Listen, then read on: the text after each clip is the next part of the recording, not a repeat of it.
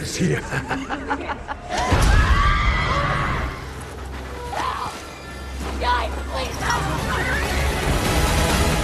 A group of friends searching for a missing sister get trapped in a time loop where dying just means waking up to do it all over again, only worse. We open with a terrified girl clawing her way out of the dirt, gasping for air with soil still clinging to her skin, as a grotesque Wendigo chases her relentlessly through the woods. She fights back hard enough to wriggle free from its grip and catch her breath, only for a masked figure to emerge from the shadows and drive a pickaxe straight through her body without hesitation, ending her life despite her desperate pleas not to die again. The girl is revealed to be Melanie, missing for an entire year, and her sister Clover is now retracing her final steps alongside a group of friends. Max, her ex-boyfriend, Nina, Megan, and Nina's boyfriend Abe, all tense and exhausted, but determined to find answers regardless of the cost. Their only real lead is a final video message Melanie sent from a roadside gas station, apologizing for how she handled things after their mother's death and admitting the house had simply become too painful to stay in, before inviting Clover to come find her, her voice fractured but gentle throughout. I could have handled everything after Mom's death differently. Please call me back.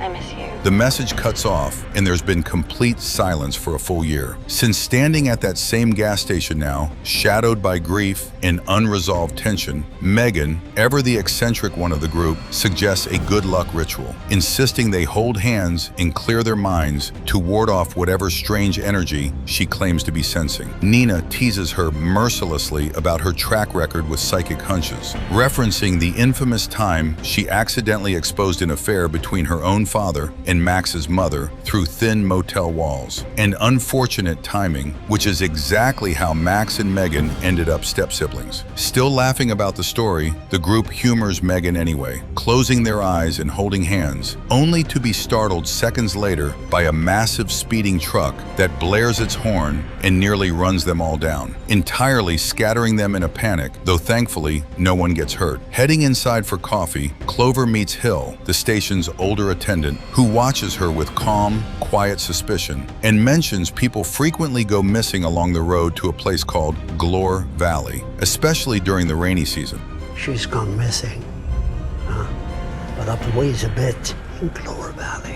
She listens carefully, storing every detail before relaying the warning to the group. And despite their unease, they push forward anyway as the rain intensifies, growing from a light drizzle to a relentless downpour. Their GPS fails completely, and hours of driving in circles leave them hopelessly lost. Tension rising in the car with every passing mile, until at last they stumble upon a strangely dry clearing, entirely untouched by the storm raging just beyond its edges. Inside the clearing sits an old but surprisingly well-maintained visitor center, dark and seemingly abandoned. Despite Max's growing unease and pleas to keep driving through the storm rather than stop, Abe flatly refuses to head back into the rain, choosing instead to wait it out. And with no phone signal available anywhere nearby, the group heads inside for shelter. Instead, dust coats every surface and cobwebs cling thick to the windows as they explore room by room, finding a large hourglass filled with sand and an entire wall plastered with missing person posters, including one unmistakably featuring Melanie herself among the faded, anonymous faces. Clover freezes at the sight of her sister's photo, one of many faceless, unnamed images pinned there with no identifying details at all. No dates, no descriptions, just row after row of strangers who all seemingly vanish the same way. Nearby, Nina discovers a guest book near the front desk and signs it for fun, only to find Melanie's name written repeatedly across multiple dated entries, the handwriting deteriorating and growing more frantic with each successive line. The discovery stirs a strange mix of fear and cautious hope in Clover, since it suggests her sister survived far longer inside this place than anyone back home ever assumed. Just then, Nina notices the hourglass has quietly flipped itself, sand now trickling into the bottom chamber, though no one touched it. Heavy footsteps echo from above, and before the group group can react, Abe's car engine suddenly roars to life outside, reversing itself into the storm with no driver visible behind the wheel, vanishing into the fog entirely.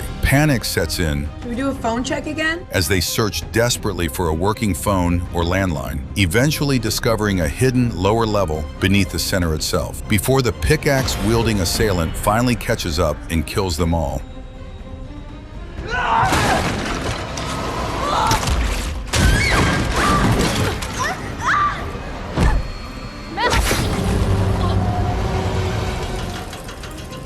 The group wakes up right back where they started, their names already signed in the guest book, and their faces freshly added to the missing persons wall, confirming the night is somehow looping, marked visibly by the same reset hourglass. Abe, overwhelmed with panic, demands they leave immediately. But Nina points out their attacker could easily be waiting right outside. Before they can settle on a plan, the lights cut out entirely, plunging the center into darkness across the gravel path. A decaying house that wasn't there before now glows faintly in the dark. As the group processes this, Megan suddenly convulses, her eyes rolling back as an unseen force lifts her off the ground and snaps her neck. Outright the same entity, now mimicking Melanie's voice, calls out to Clover, numbing her limbs and dragging her toward the mysterious house, where an elderly Glore Valley resident possesses her entirely, warning that Clover must either survive the night or become part of it permanently.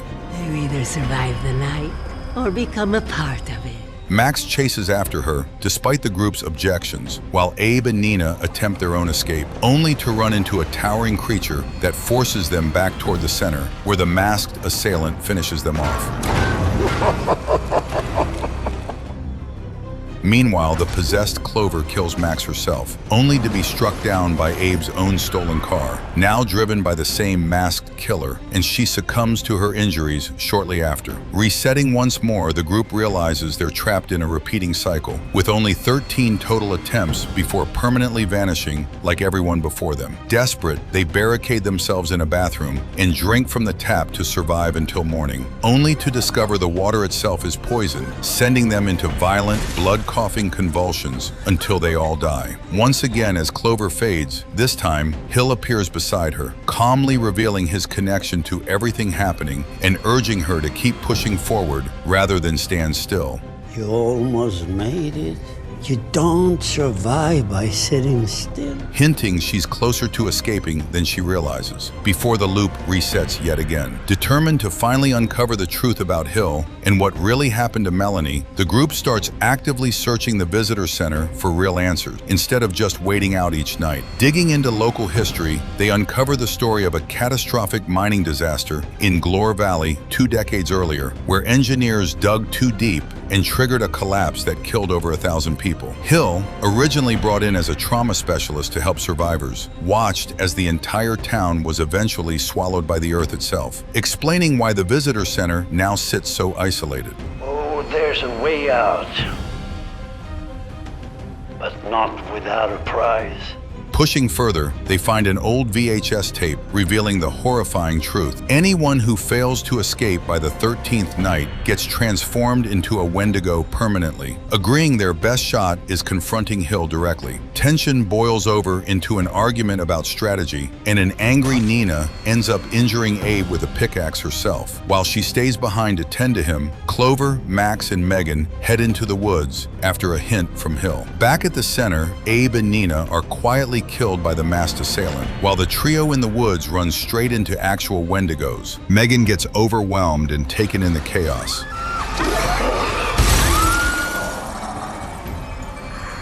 Leaving Clover and Max to press forward, only to discover Melanie herself, fully transformed into one of the creatures the tape warned about. Unrecognizable and lost devastated, Clover begs Max to end her suffering so they can reset and keep gathering information. I fucked up, Max. Let's get started by dying first.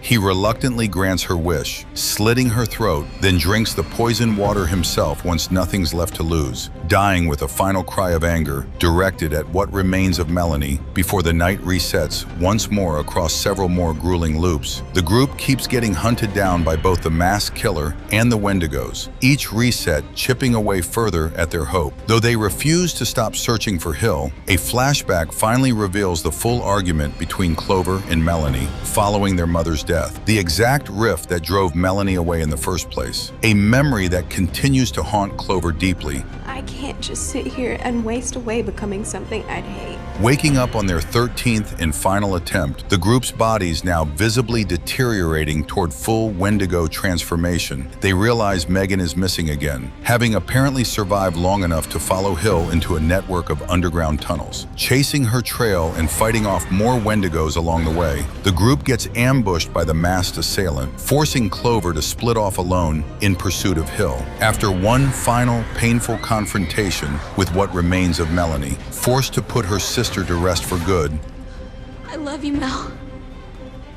Clover finally reaches an old sanatorium where she finds Megan trapped inside a locked room alongside a Wendigo. Confronting Hill directly, Clover learns the horrifying truth. He's been running experiments this entire time, and the monsters they've faced are twisted manifestations of her own depression and buried fears. So are you telling me that this was all in my head?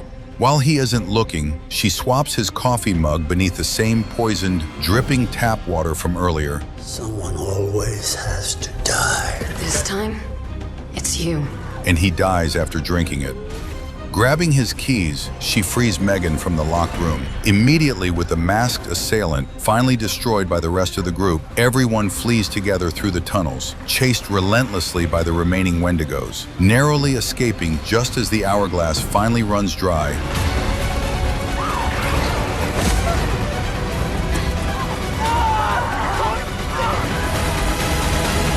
And the sun rises overhead, breaking the loop for good. Freed at last, the group drives away from the visitor center entirely. Back inside Hill's abandoned office, a surveillance screen flickers to life, showing a snowy cabin somewhere far away. A car pulling up outside as Hill's unmistakable whistling echoes eerily in the background, closing the story there.